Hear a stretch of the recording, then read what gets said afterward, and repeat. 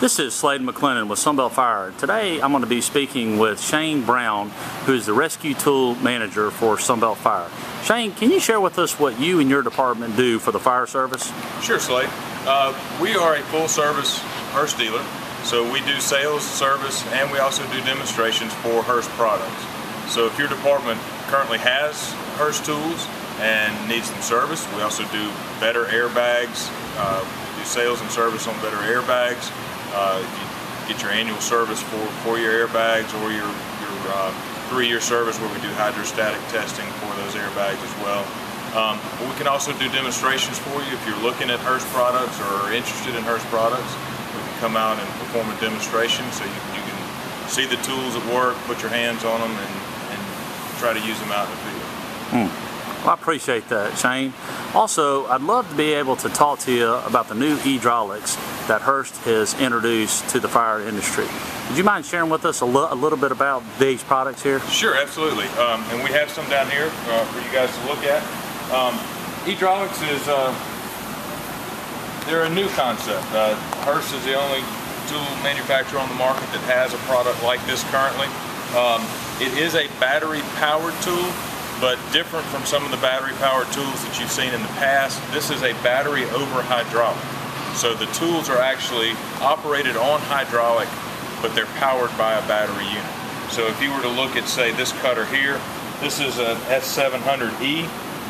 This is an eDraulic cutter, and from this portion of the tool forward, it is the same as their standard hydraulic high-pressure S700 cutter. The only difference in it and a high-pressure standard hydraulic cutter is this portion here, which it includes the battery pack in the back, obviously your valve control, and you have enclosed in here a sealed unit that has your fluid reservoir. It also has your hydraulic pump and your power unit to power the tool. Some nice features about the tools is currently that tool's on. Your power unit is running, ready to pick up and go. You can operate the tool. You have onboard LED lighting, so you can get an idea of where your purchase point is, so you can get your tool in there to make your cut or to make your spread. If it happens at dark, because we always know that it's never in broad daylight, it's always in the worst possible time that you need to go out there and do a rescue. But this tool, since we've been talking, it's on, it's ready to go. Just pick it up, the tool will operate. Relatively quickly on recovery time. This is their large boron capable cutter.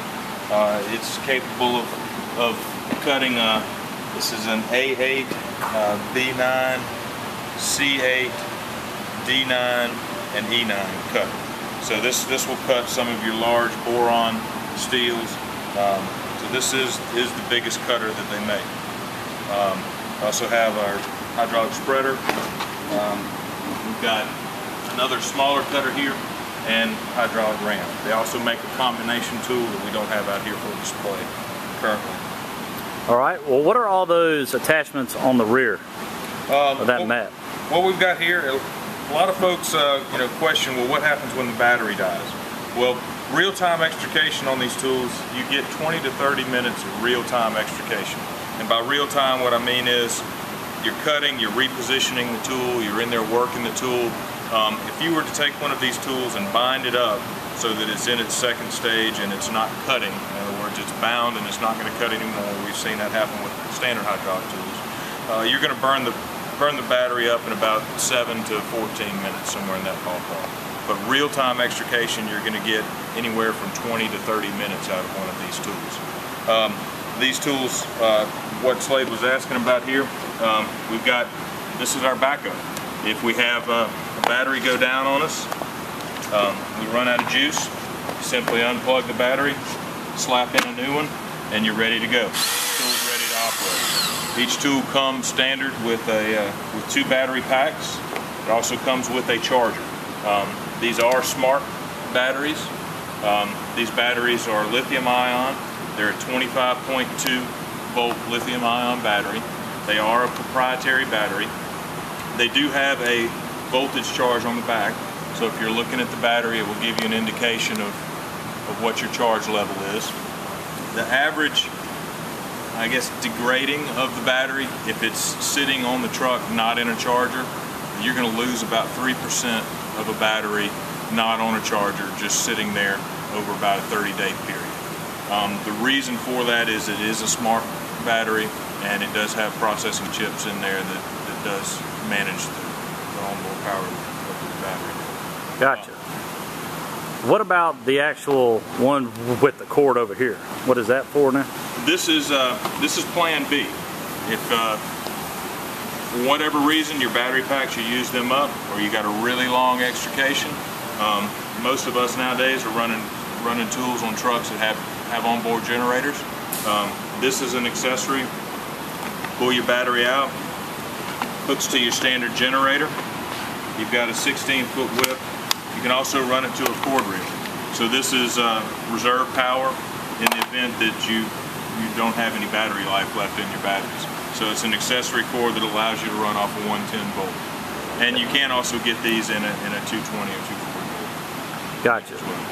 So there's no longer any need with the Hurst eDraulics to have any type of a power unit to be able to put these in operation. That's correct, Slade. Everything is on board. Your fluid containment is on board. It's in a sealed unit. And that's another thing that's nice. It's an advantage on the eDraulic tools. Service life on these is 3 years as far as changing the fluids out. Recommendation currently with Hurst is 3 years. They're also exploring extending that out to 5 years, but currently it is 3 years. So by that we mean, other than torquing, checking the torque on your blades, dressing your blades, greasing your blades, all your fluids are sealed. You don't have the high temperatures of fluid going through a restricted line back and forth to the power unit, relieving that fluid back into the power unit. If anybody's picked up a power unit after a long extrication, that fluid reservoir is typically hot. A lot of times that fluid will need to be changed out. We recommend annually on a standard hydraulic power unit. These guys, everything's sealed up. It's good to go for about 3 years. Well, Shane, we thank you for what you do for the fire service and serving all the fire departments with their hydraulic needs.